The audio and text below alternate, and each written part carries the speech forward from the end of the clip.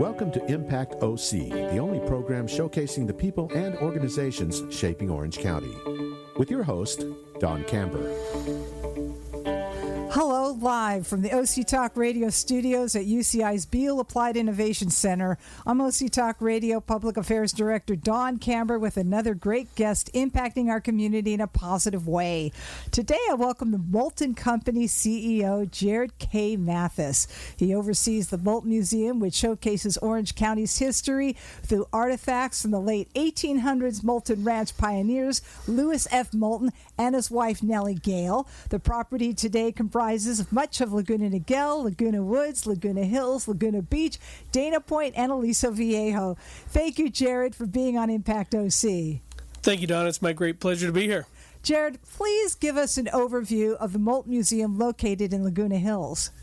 Well, the Moulton Museum, the intent is to honor Orange County history. Specifically, South Orange County is where many of the artifacts are from, and they are all a callback to what was the property that you just described that was known as Moulton Ranch, 22,000-acre ranch that was neighbors to the Irvine Ranch, basically went from Irvine to San Juan Capistrano. And we've been able to collect a number of artifacts within our family over the last 125 years, and they all were available to us to bring back to Orange County, and we took the chance to do it. We never thought we'd be in the museum business, but here we are, and we're making the best of it. What kind of artifacts are in the museum? Oh, gosh, you name it. Anything from telegrams to buggies to rifles and to pictures to just notes in between all the old Orange County families, furniture, ephemera. We have jewelry, all sorts of farming implements, you name it, we've got it. Is it like you tell a story when you go in? Well, so our first exhibition is called 1874 Into the West.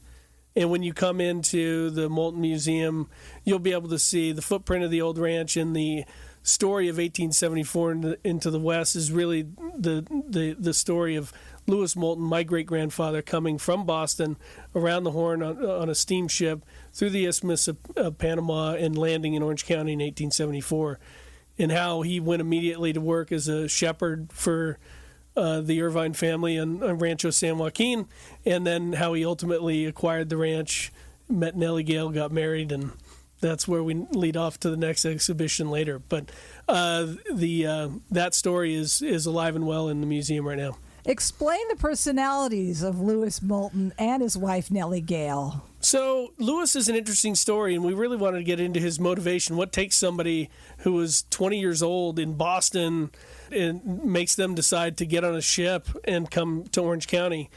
And you really have to go back to the beginning. He was actually born in Illinois. His dad was a classmate of Abe Lincoln. Abe would come over to the house, bounce him on his knee, that sort of thing. And so he grew up with those stories, and that was before Abe Lincoln was president. And then after he was assassinated, Lewis's parents actually split. He went to Boston with his mother. Her last name was Fenno. The Fennos were pretty well established in Boston on Beacon Street and that sort of thing, in publishing and in wool. He could have had a very comfortable life, but he wasn't one to settle for such a thing. And so we really get into his influences and trying to understand what made him make that journey, because it had to take a lot of courage. And then he was a shepherd for almost 20 years before he was able to put it together to actually acquire the vision and the ranch. And Nellie Gale? Nellie Gale, when she was 6 months old, she was born in Irving, Kansas. Her first flight, as she described it, and I think it tells you a little bit about her personality, which I think answers your question. She described her first flight was when she was literally picked up by a pair of tornadoes in Irving, Kansas, and when she was 6 months old, threw her across their house, destroyed the house, destroyed most of the town. Legend would have it that those two tornadoes coming through that town at that time in Kansas was the inspiration for that opening scene in Wizard of Oz. How about that? She ended up in a covered wagon as a young child going west, and ended up in the Pacific Northwest, where she was a teacher and principal ultimately in what is now Seattle. And her dad ran the El Toro General Store. Of course, most of South Orange County was known as El Toro at the time. And they did everything at the store. That's where the mail came. That's where there were groceries. That's everything happened there. And her dad ran it. And she would come down in the summer times when she wasn't teaching or being an administrator to help out with the store, and that's where she met Lewis. And they were married in 1908. Explain the programs that are available. Well, we're working with teachers and administrators right now. Speaking of education in Nellie-Gale, working on our field trip program. We just opened in Labor Day of this last year. And so all of those things are in motion. Our goal is to have a school bus in front of the museum every week and serving lots of Orange County students from Saddleback and Capistrano school districts at first and move beyond that. So that's one thing I think that's really a high priority for us. Currently, we're open to the public to come and view for free on Tuesdays.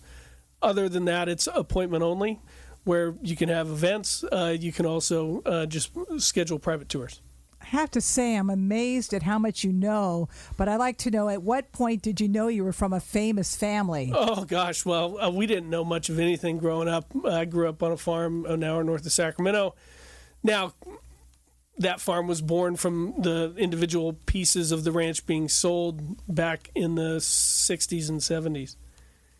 But that wasn't part of our reality at all. It wasn't until later in life, after college even, that I even understood that any of this was here. And I think that was by design. I mean, I think that we're very lucky in that Nellie-Gale and Lewis and their two children, my great-aunt Louise and also my grandmother Charlotte, they, I think, instilled some pretty good values in that. The fancy part of that stuff, it didn't really resonate. It was really about what you did that mattered and who you were as a person that mattered. So we didn't really get caught up in all of that, but it's fun to go diving into history and bringing all this information out. As it turns out, it's the right time. And how did you land doing all this? Well, everybody has a journey, right? And so I was a public policy guy. I went to Pomona College in Claremont. I then was in the building industry for a while, working, starting in California, moving my way east, and I was in Washington, D.C. for a little over a decade. And when it came time for an opportunity out here, I came to Orange County back in 2013 and started piecing it all together in a way that made sense for the family. And really the impetus behind the museum effort outside of our daily business lives was Nellie-Gale's daughter, Louise, my great-aunt. She was nearing her 99th year, and she was the last one to leave Moulton Ranch. And her area of influence was basically Aliso Viejo. And that was where her headquarters were. That's where, her house was. And so since she was the last one to leave the ranch, and this was early 70s, she had all the cool stuff that had been left behind by others and also that she still had herself. And she moved to Lompoc, north of Santa Barbara, and she bought a ranch there in a house that was supposed to be a golf clubhouse that never happened. The golf course was never built, but it had a huge great room. And so she created kind of a personal museum there. And the only hiccup in that plan was that she really didn't like to have visitors, so nobody ever really saw it. In fact, if family came unannounced, she said, "Thank you, you need to make an appointment. Please, come back later." And she had 3 husbands and no children. And her last husband, unfortunately, was more of a real estate developer than a farmer, and he ended up rolling a tractor on himself and dying not long after they had moved there.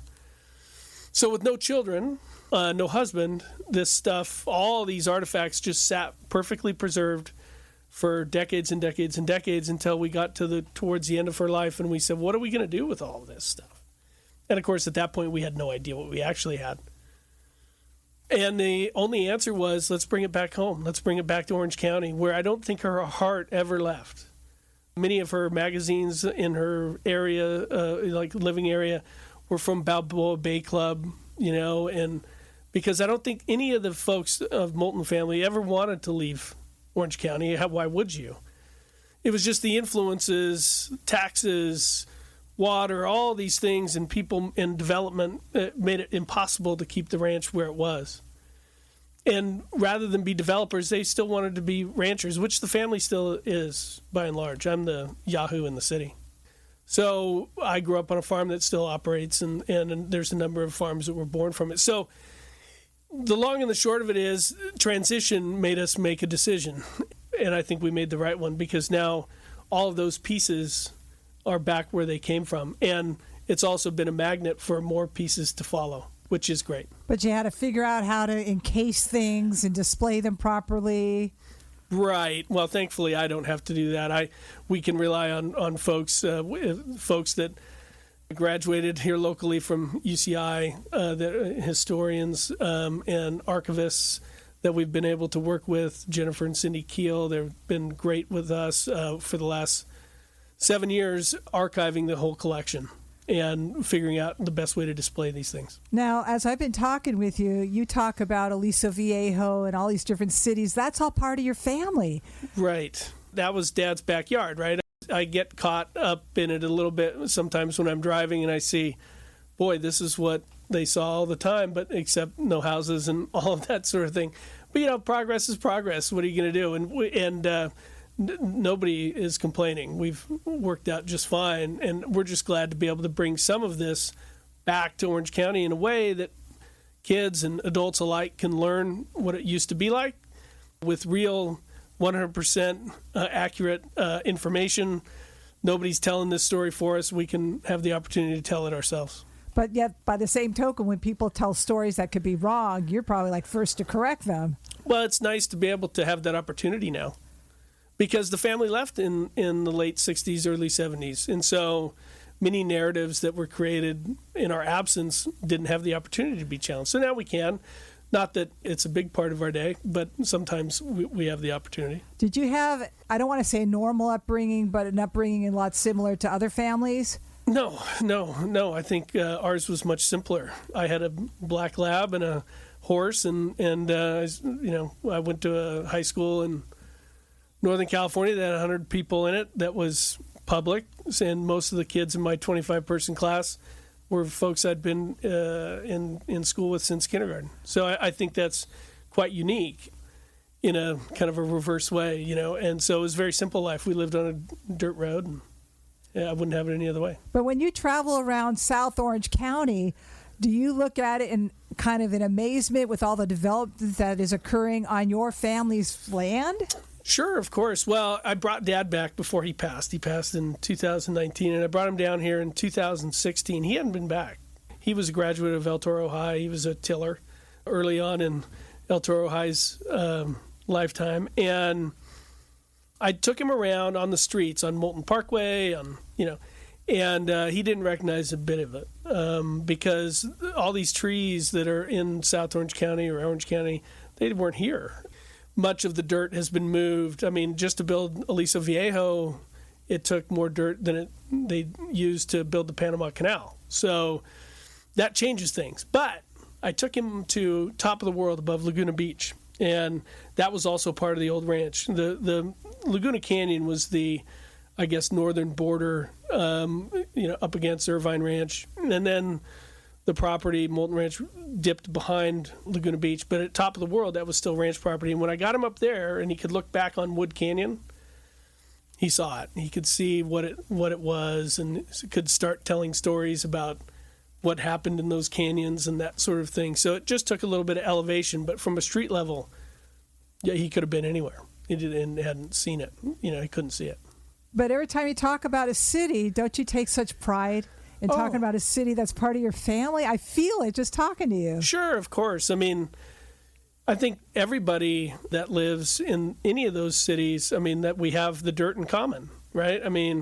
So their kids are playing on soccer fields, that used to be wheat and barley fields, or, where Dad would harvest, or where we'd have roundups. There's still corrals on the backside of Soka University in Wood Canyon. There's still standing corrals. And also in the heart of Aliso Viejo, I give the city of Aliso Viejo a lot of credit. They put a lot of resources into restoring and historically preserving and adaptively reusing the only remaining Moulton Ranch buildings. So it's nice to be able to see some of that stuff still exist. What's the museum's vision?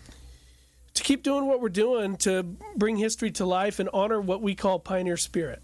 And, it's simple stuff, but it's things that I think don't get hit on enough, or at least we think that. And we think that both Lewis and Nellie Gale were cut from a particular cloth, that they had a pioneer spirit about them. and they never stopped dreaming, right? And that's a big part of it. And they worked hard for what they got, and they were able to get kicked in the face and get back up. So they had perseverance, and they really cared about the folks in their community. And that's something that we feel strongly about. And they cared about the environment around them, and that's a key tenet for us as well. Do you have any family members who are involved with the museum? Yeah, my cousin Scott Barnes is our CFO and treasurer of the museum. So we get to work with each other every day, and the family puts a lot of trust in us to not only handle our business affairs on the Moulton company side of life, but with the Moulton Museum, and we cherish that. I hope it's okay for me to reveal that you did say you have children. Sure. And I'm wondering, do they realize the family that they're part of? I think that they understand what we want them to, and I think it's to take the right lessons from it. They think the museum's pretty cool. They still think Dad's pretty cool right now. They're still young enough. We'll see how that ages. What do you think is the coolest piece of art or that's in the exhibit?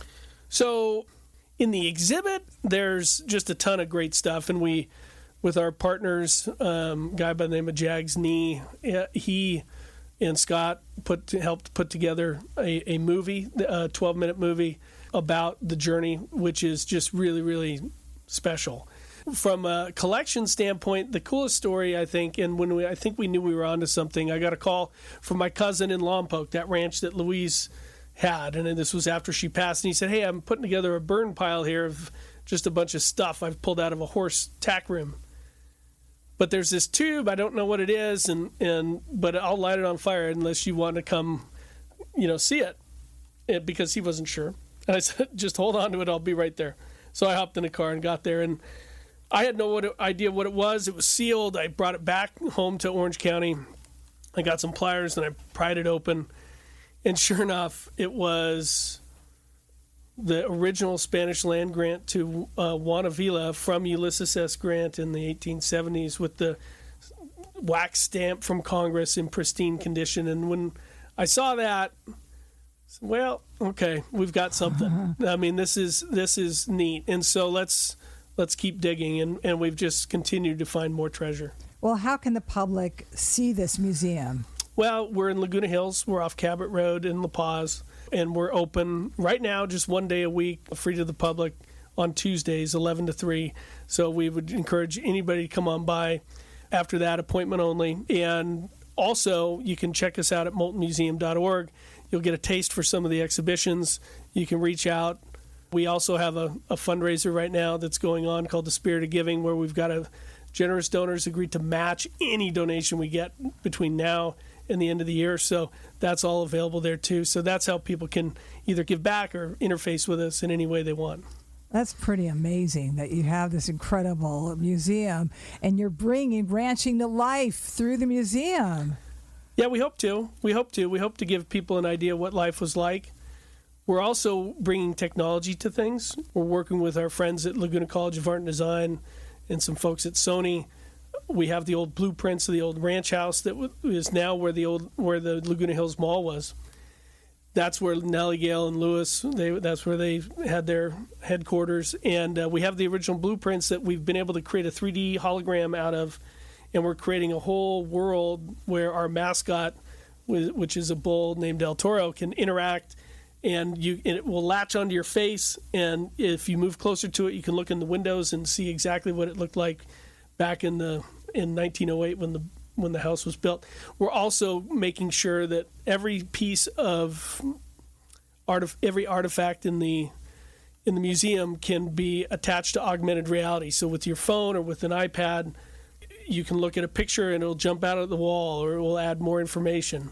For instance, we're going to be able to teach kids how to send a telegram by latching on to the image of a telegraph machine, and then El Toro will come on and teach the kids how to send a telegraph to Moulton headquarters, and Moulton headquarters will send one back. And so everything, our goal is to make everything high-tech as well. But still, you want to have some of the regular stuff there. Oh, yeah, no. You'll be able to take... Wells Fargo gave us over 400 pieces of history after they closed their Los Angeles branch, their museum. And so we have a gold mining cart from Wells Fargo. We have a number of other pieces, and you'll be able to put your phone in front of that gold mining cart, and it will tell its own story. So all these things are going to come alive. But yes, it's just like most museums in that way, except we're going to be able to do even more with technology. Thank you, the Moulton Company CEO, Jared K. Mathis, for being on Impact OC. And I thank everyone for tuning in. I'm OC Talk Radio Public Affairs Director Don Camber. Have an impactful day.